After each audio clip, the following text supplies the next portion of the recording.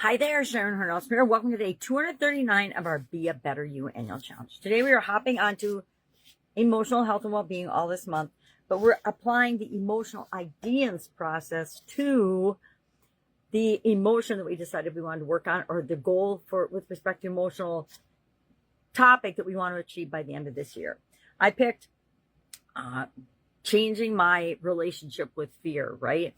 And dealing with the whole emotion of fear in my personal life for part of this challenge. Well, step 3 of this process, the IDEANCE process, is E for explore options. How do we go about exploring options? Well, my favorite tool for exploring options and coming up with and understanding what is possible is focusing on brainstorming. Now, brainstorming, by now, I like to think almost everybody has heard of and understands how to brainstorm, but I'm not sure that that's true. So I'll share some of my favorite techniques and a couple of key concepts that we want to make sure we keep in mind whenever we're brainstorming. But basically, we're brainstorming ways to begin to fill the gap between where we are right now with the emotional topic we've selected and where we want to be. Yesterday, we came up with what's our desired state? What is it that we want to feel? What is it that we want our life to look like? And I like to add all the different emotions when I'm visualizing my future state or my desired state. I don't know if you did that or not, but if you didn't, I invite you to do that over the next few days to really get a clear picture of what it looks like when you are living in the emotional way and being the emotional being that you want to be. All right. So what are some ways to brainstorm? Brainstorming, and I'll just share a couple of these, but I probably won't go into them or I end up talking too long. I need a magnifying glass is what I'm looking for. Number 1 is mind mapping. Number 2 is reverse brainstorming, when we focus on the problem and we work backwards with ideas to fill the gap. Starbursting, which is who, what, where, when, why, and why. The 5 of the, I call it the journalistic framework, but starbursting is another name for it, where they knock off the how and they just brainstorm who, what, where, when, why, to make sure that all of the bases are covered when you're considering a challenge, a problem, a situation, etc. And then rapid ideation, where everybody just throws out ideas as quick as they possibly can. Now, there's some principles and guidelines we need to keep in mind when it comes to brainstorming.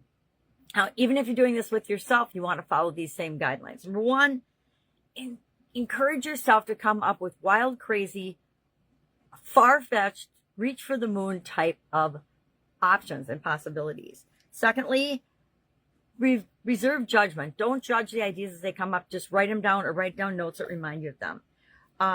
Go for quantity, not quality. Build on other people's ideas or build on your own ideas. Stay focused. Only one conversation at a time when you're doing group brainstorming, which is really important. And then use visuals. Use things that trigger your mind visually that help you come up with more creative and different solutions. Now, I like to break this down to what I call the 10-3-1 tool, where I challenge myself, no matter what I'm looking at, no matter what the situation, no matter what framework I'm using, whenever I'm brainstorming, if I'm doing it myself and with other people, it's usually the number of people times 10 in the group. So if there's 3 of us brainstorming, I challenge our group to come up with at least 30 things. When it's just me, I make myself come up with at least 10 possible options. Why? That gets us over that all or nothing thinking. And as humans, we tend to believe that we only have a couple of options, 1 or 2, and we limit ourselves by that.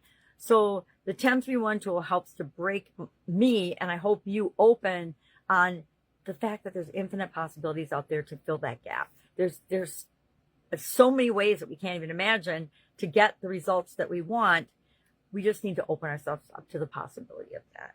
So what are we doing today? We are brainstorming at least 10 possible ways to fill the gap between where we are and where we want to be. I've not even thought about this yet, but that's what I'm going to be doing too. I'll put 1 through 10 in my handy dandy journal, my annual challenge journal, and I will write down my 10. And then tomorrow we will go to step 4 of the process, which is important to have at least 10 options so that we've got as many as we've got a lot to choose from. So we don't get into that, well, if this doesn't work, what am I going to do? Well, if this doesn't work, then I have to go get a job. We tell ourselves these things all the time, and we want to get away from that. All right. Any questions about this? All you have to do is ask. Hit me up and ask. Otherwise, go out, have an awesome day, and I'll, of course, be with you tomorrow.